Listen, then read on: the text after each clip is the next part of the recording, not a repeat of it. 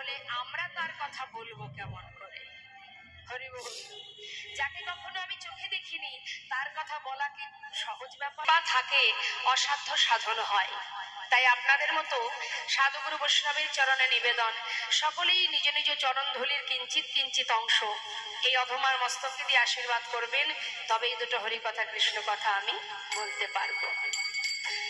একদিন মহাপ্রভু গিয়েছিলেন তার এক ভক্তের কাছে কৃষ্ণ কথা শোনার জন্য।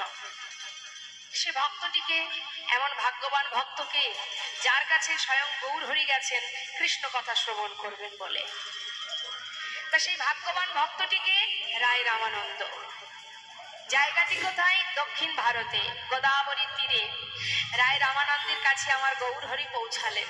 রায়, বড় আশা করে এসেছি তোমার মুখে দুটো কৃষ্ণ কথা শ্রবণ করব। রায় রামানন্দ বলছে, প্রভু তুমি আমার কাছে এলে কৃষ্ণ কথা শ্রবণ করবার জন্য? জায়গা পেলে না আর কোথাও? রায়, তুমি শুনেছি ভালো কৃষ্ণ কথা জানো, তাই এসেছি, শোনাও না দুটো কৃষ্ণ কথা। রায় রামানন্দ বললেন, প্রভু গো, তোমার সামনে দাঁড়িয়ে তোমারই কথা তোমাকে শোনানোর ক্ষমতা আমার নেই, কি করে বলবো আমি? তুমি তো স্বয়ং সামনে দাঁড়িয়ে আছো, তোমার কথা তোমার সামনে কি করে বলবো? গৌর হরি বললেন, তাহলে কি তুমি আমায় ফিরিয়ে দেবে? ভক্ত রায় রামানন্দ বললেন, বেশ প্রভু, তোমার সুখেই আমার সুখ, কিন্তু দয়াময় তোমার সামনে দাঁড়িয়ে তোমার কথা বলার ক্ষমতা আমার নেই, তাই তুমি যদি কৃপা করে আমাকে বলিয়ে নিতে পারো তবেই আমি বলতে পারবো। মোর মুখে বক্তা তুমি, তুমি মোর শ্রোতা, অনন্ত রহস্য শুনো সাধনের কথা। মোর জিহবাতে বসে যা কহাইবে তুমি, ভালো মন্দ কি কহিব কিছু নাহি জানিনি। তাই গৌর হরি বল, হরি বল। অর্থাৎ আমি জানি না আমি কি বলবো, তুমি যদি বলাও আমার জিহবায় তোমার জিহবা রেখে, আমার বদনে বদন রেখে যদি তুমি বলতে পারো তবেই তুমি শ্রবণ করবে, না হলে পারবো না। হরি বল। তাই আপনারা যতটুকু বলাবেন আমি ততটুকুই বলতে পারবো, তার বেশিও নয় তার কমও নয়। তা চলুন যাই, চলে যাব আমরা নবদ্বীপ ধামে, ছোট করে গৌরী চন্দ্রিকা আস্বাদন করব, তারপরে লীলায় যাব। চলে যাব সবাই দুটি বাহু তুলে নবদ্বীপ ধামে। কোন শক্তি বলে বেড়াই চলি বলে, কিসের অভাবে হয় এ দেহ পতন? দেহের মাঝে আছে প্রাণ গেলে হবে সবাকার, সবই নেশার সব। হরি বল, হরি বল। অর্থাৎ আমার আমার করে বুঝিতে না পারো আমাতে কি আছে রতন। একবার ভেবে দেখেছো সবই তো আমার, এটা আমার, ওটা আমার, সেটা আমার।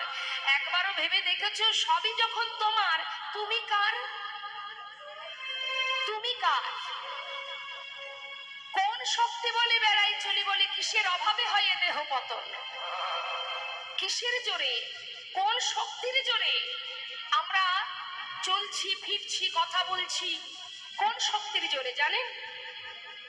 সেটাই হচ্ছে আমি, যার শক্তিতে আমি কথা বলতে পারছি। এই যে আমি দাঁড়িয়ে আছি আপনাদের সামনে দাঁড়িয়ে কথা বলছি, যে শক্তির বলে সেই আত্মা, সেটাই হচ্ছে আমি। এই দেহটা আমি নই। এই যে নামটা আমার আছে, সবাই আপনারা আমার নামটা চেনেন, এই নামটাও আমার নয়, কেউ একজন দিয়েছে, আমি সেটা ব্যবহার করছি, এটাও আমার নয়। এই দেহটাও আমার নয়, ভগবানের দেওয়া ঘর এটা।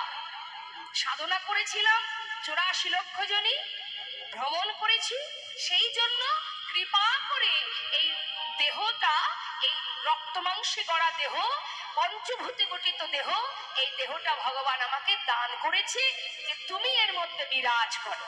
তেমন গুণও আছে, সবকিছুর মধ্যে দুটো করে গুণ থাকে। হ্যাঁ, তা দেখুন, ভালো যেমন আছে মন্দ তেমন আছে। কলির 3 ভাগ দোষ, 3 ভাগ, 4 ভাগের মধ্যে 3 ভাগ হচ্ছে দোষ, অর্থাৎ 3 ভাগ হচ্ছে পাপ। কিন্তু তথাপিও শাস্ত্রে বললেন, ধন্য কলিযুগ ধন্য, অবতীর্ণ আমার শ্রী চৈতন্য। শাস্ত্রে বললেন, প্রণমাহ কলিযুগ সর্বযুগ সার, হরিনাম সংকীর্তন যাহাতে প্রচার। আরো 3টে যুগ আছে, তাদেরকে প্রণাম করলেন না, প্রণাম করলেন কাকে? কলিকে। কেন করলেন? এর দোষ আছে, আবার এর গুণও আছে। দোষটা কি দেখুন, রাম ভক্ত তুলসীদাস রামচরিতে কলম দিচ্ছেন, কলিহত জীবের কেমন অবস্থা হবে? সচ্ছ কাহে তো মারে লট্ঠা ঝুঠ জগৎ ভোলায়, গৌর শিখলেই গেলি ফিরি সুরা বৈঠল বেচায়, गाभे को दोहे कुत्ता को पाले बाछुरी रह जाए भूखा, संबंध को अच्छा खिलाए लेकिन बाप रह जाए भूखा। चोर के छाड़े साधु के बंदे पथिक को लगाए फांसी, हाय रे कलियुगे तेरी तामाशा दुख লাগে और হাসি। কলিযুগে কেউ যদি সৎ পথে চলে, সত্য কথা বলে, সদা সর্বদাই সৎ পথে যে চলে, দেখবেন তাকে জগতে কেউ ভালোবাসে না। যত পাপ করতে পারবেন, যত অন্যায় করতে পারবেন, যত চুরি করতে পারবেন, খুন করতে পারবেন, তত ভালো থাকবেন।